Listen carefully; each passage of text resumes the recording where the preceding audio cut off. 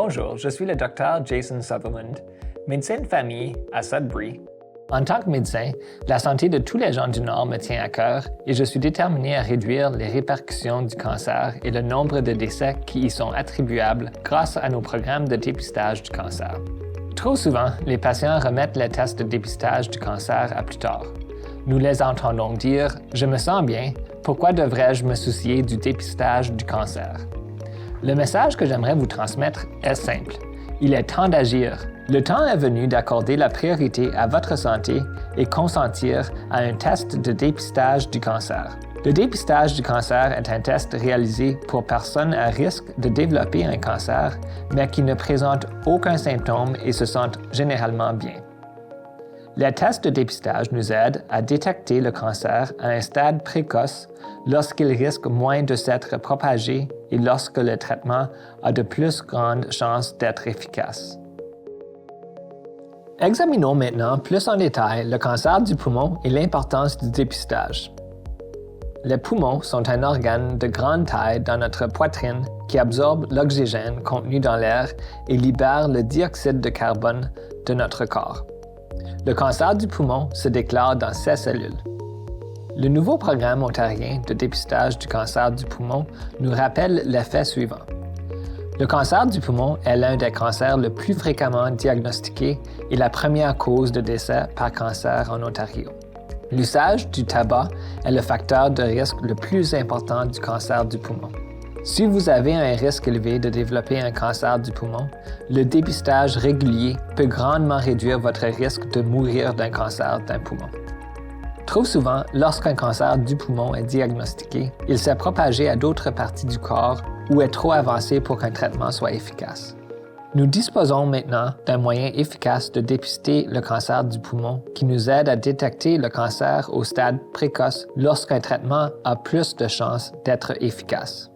En Ontario, on recommande que les personnes qui ont un risque élevé de développer le cancer du poumon passent un dépistage chaque année au moyen d'une tomodensitométrie spéciale de la poitrine. Le programme ontarien de dépistage du cancer du poumon est nouveau et n'est pas encore offert partout dans la province. Horizon Santé Nord à Sudbury a participé à un projet pilote sur le dépistage du cancer du poumon et continue à offrir le dépistage aux gens du Nord-Est.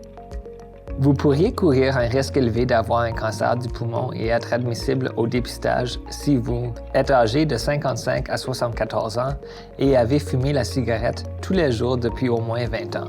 Il n'est pas nécessaire que ces années aient été consécutives. Il pourrait y avoir des périodes pendant lesquelles vous n'avez pas fumé.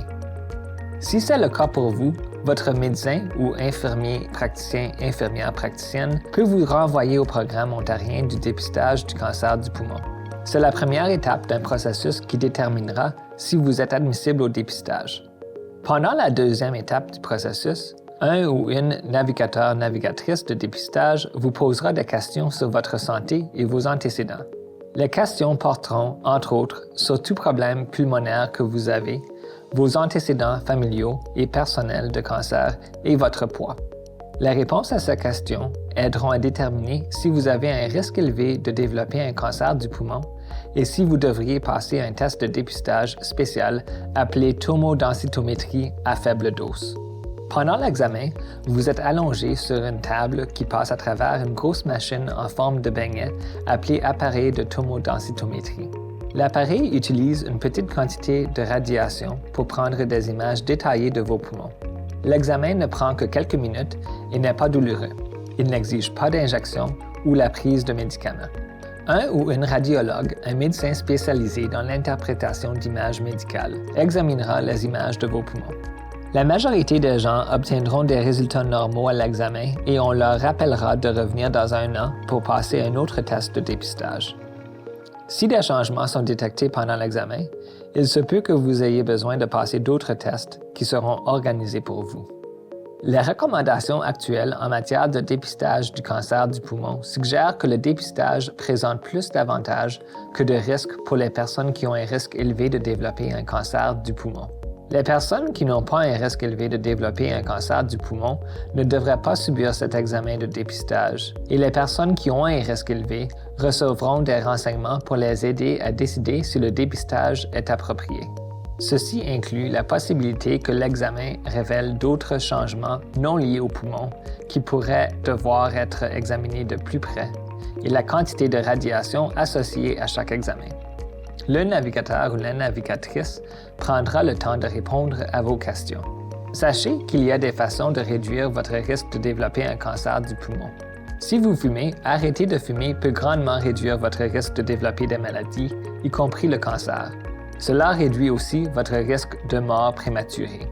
Il peut être difficile de cesser de fumer, mais c'est possible et vous avez plus de chances de réussir si vous obtenez de l'aide. Si vous fumez actuellement, on vous offrira des services gratuits pour vous aider à arrêter de fumer à votre rendez-vous de dépistage. On vous offrira de l'aide même si vous n'êtes pas admissible au dépistage. Vous n'êtes pas obligé d'arrêter de fumer pour passer un examen de dépistage du cancer du poumon. Arrêter de fumer est votre choix.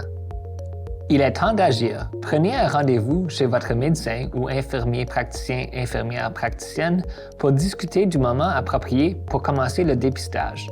Pour obtenir plus de renseignements, allez au www.hsnsudbury.ca/dépistage du cancer.